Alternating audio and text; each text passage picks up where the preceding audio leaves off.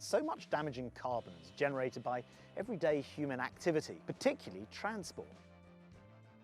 And whether we're commuting to work, visiting family, or exporting goods abroad, we're utterly dependent on transport, and we always will be. But what if we had a solution to decades of rising emissions? A solution for every type of transport that meant we could carry on travelling where we want, when we want, without harming the environment? Well, actually, we do, and it's explained in this document, Britain's new Transport Decarbonisation Plan, the world's first ever, not blue, but green print to end transport contributions to global warming by 2050. And today, we're going to hear how pioneering change is already happening, how Britain is on the verge of a transformational, irreversible green transport revolution. This is a really exciting time for transportation because it's going through the biggest change that we've seen since the Victorian times. And ultimately, this is something that we can all get really, really excited about. I also think, Britain are really set up for this electric vehicle revolution because we have some brilliant infrastructure in place. I'm just one of over 250,000 battery electric car drivers in the UK, and gone are the days of range anxiety about these vehicles. A 20-minute recharge will give you enough power to travel up to 125 miles or more. We already have more fast chargers per mile of strategic road than any other country in Europe. And as the Transport Decarbonisation Plan explains, the charging network is growing all the time. We're fast-tracking this work because from 2030, your local car and van dealership won't be selling new petrol or diesel models anymore.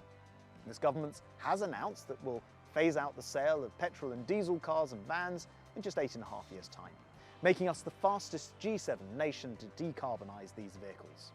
And the Transport Decarbonisation Plan also outlines our plans to phase out the sale of polluting fuels for other road vehicles too, like HGVs, no later than 2040. We'll be the first country in the world to do this. But there's no point investing tens of billions of pounds decarbonising road transport if congestion's going to bring traffic to a standstill. So we've put zero carbon public transport and ambitious plans to boost active travel at the heart of the strategy.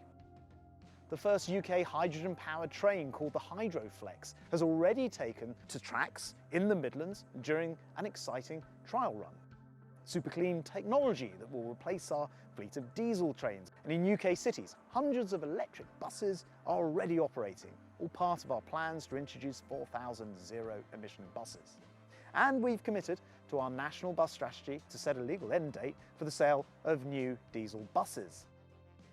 Well, decarbonising transport, of course, cars are a very big part of that. But there's also the harder, difficult to reach bits of transport which will need to be decarbonised. Nothing harder than aircraft, of course.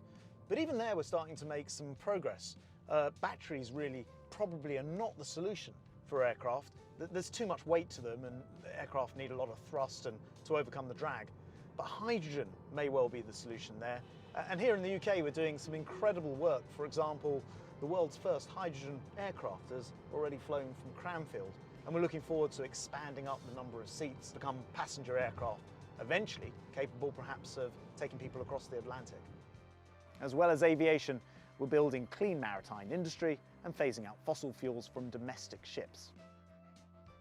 But there are some forms of green transport that require no futuristic technology, because between 2019 and 2020 we've seen the number of miles cycled on our roads increase by nearly 46%, and many people choosing to walk rather than rely on their car.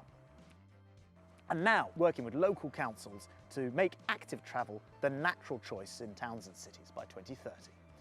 We'll be creating the UK's first zero-emission transport city, which will have sustainable public transport, cycling, walking at the heart of its infrastructure, creating better connected, healthier and happier communities. Of course, it's all very well having electric cars and different ways to produce battery power, but if we're going to decarbonise the economy, it's important how that power is produced in the first place. Well, the Prime Minister talked about this in his 10-point plan and the desire to decarbonise our grid. We already have 50% of our power from low carbon. But what about if we really became the Saudi Arabia of wind power with wind farms like these?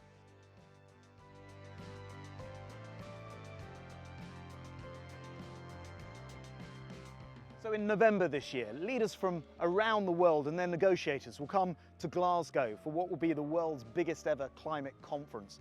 And at that conference, we'll be telling them about our transport decarbonisation plan, the Prime Minister's 10-point plan, and the leadership that the UK is showing on the world stage to help decarbonise our planet.